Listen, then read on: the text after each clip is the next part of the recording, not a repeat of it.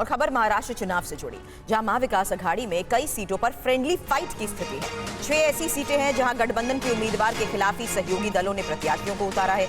शेतकारी कामगार पक्ष, समाजवादी पार्टी और सीपीएम के उम्मीदवार चुनावी मैदान में हैं। 6 सीटों पर एमवी उम्मीदवारों में ही मुकाबले को लेकर भी खबर है।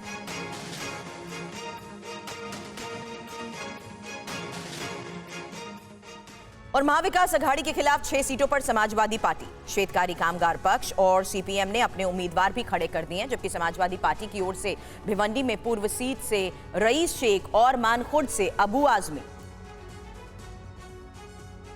आपको बता दें, शेतकारी कामगार पक्ष की ओर से पेड़ सीट से अतुल महात्रे और अलीबाग से चित्रलेखा पाटिल और सीपीएम की ओर से कालवन सीट से जीवा पाडू गावित और डहाडू सीट से विनोद निकोले मैदान में हैं।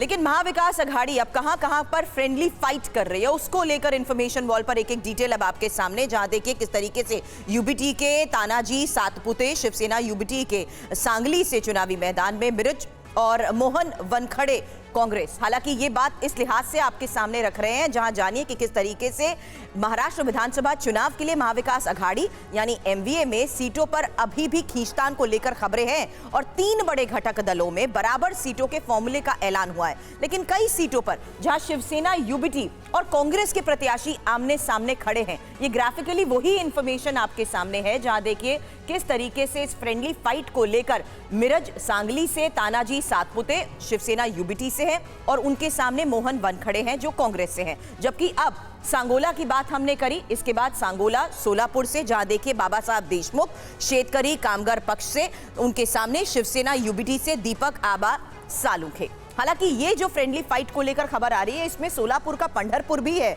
जहां पर देखिए किस तरीके से भागीरथ भालके जो कि कांग्रेस से हैं, उनके सामने एनसीपी शरद गुट से अनिल सावंत है चुनावी मैदान में। हालांकि परांठा की बात यहां पर इसलिए क्योंकि उस्मानाबाद में ही देखा जा रहा है कि किस तरीके से शिवसेना यूबीटी से रणजीत पाटिल के सामने एनसीपी शरद गुट से राहुल महारुद्र मोटे चुनावी मैदान में नजर आ रहे हैं। हालांकि इसमें एक और जगह का जिक्र करेंगे और वो है यवतमाल में दिग्रस से शिवसेना यूबीटी के पवन जायसवाल के सामने है कांग्रेस के माणिक राव ठाकरे।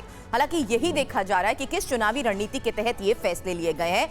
और इसमें यह भी बता दें कि कांग्रेस ने पूर्व प्रदेश कांग्रेस अध्यक्ष माणिक राव ठाकरे 20 साल बाद विधानसभा चुनाव में वो उतरे हैं। हालांकि जिस लिहाज से ये फैसले लिए गए हैं, इस पर भी हमारे सहयोगी राजीव सिंह की नजर रही है। राजीव, क्या जानकारी फिलहाल इस बारे में मिल पा रही है, क्योंकि इसी फ्रेंडली फाइट को लेकर देखते हुए फैसला लिया गया, इसकी वजह क्या रही?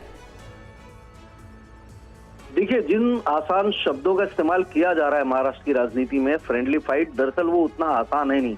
मामला शीट शेयरिंग का 1.5 से 2 महीने तक लगातार बैठकें चलती रही और नामांकन के आखिरी दिन से 24 घंटे पहले संजय राउत ने कहा कि अब कोई चर्चा नहीं होगी, चैप्टर क्लोज, फाइल बंद। उसके बाद में कई ऐसी सीटें घोषित की गई जहां पर एक दूसरे के प्रत्याशी आमने सामने थे। उसके पहले की भी लिस्ट में त्रुटियां थी, जिसे खुद यूबीटी की तरफ से संजय राउत ने बयान दिया था कि लिस्ट में बदलाव किया जाएगा, लेकिन बदलाव नहीं किया गया, ऐसी स्थिति आई नहीं। लेकिन सवाल यह है कि आखिर में क्या तीनों दल जो हैं एक दूसरे से कहीं ना कहीं अभी भी उनके अंदर कोई अनबन है क्या? अगर अनबन है, ये चीज नजर आ रही है क्योंकि एक दूसरे के खिलाफ उन्होंने प्रत्याशी उतारे हैं, क्योंकि उनके जो स्थानीय इकाई है उस बात के खिलाफ है कि सीटें पर्टिकुलर दूसरी पार्टी के खाते में जाए। ऐसी स्थिति एमबीए के अलावा एनडीए में भी देखने को मिल रही, महायुति में भी, जहां पर 7 ऐसी सीटें हैं जहां पर एक दूसरे के खिलाफ प्रत्याशी उतारे गए हैं। फिलहाल आज महाराष्ट्र कांग्रेस की तरफ से, जिसमें प्रभारी चरिंतला भी मौजूद रहेंगे, नाना पटोले मौजूद रहेंगे, वर्षा गायकवाड़ मौजूद रहेंगे और ये तमाम लोग बैठक करेंगे और उसके बाद फिर एक दूसरे सहयोगियों के साथ में बैठक करेंगे, ताकि कोशिश यही है कि जो आमने सामने एक दूसरे के खिलाफ खुद लड़ रहे हैं उन प्रत्याशियों का नामांकन वापस कराया जाए, ताकि लोगों में मैसेज ठीक जाए और वो सीटें जो है उसको गेन करने में उन्हें फायदा मिले। वहीं दूसरी तरफ एनडीए की भी बैठक होनी है, हालांकि समय अभी बताया नहीं गया, लेकिन जानकारी के मुताबिक सीएम एकनाथ शिंदे, देवेंद्र फडणवीस की बैठक आज रात तक हो सकती है इस पूरे मामले में।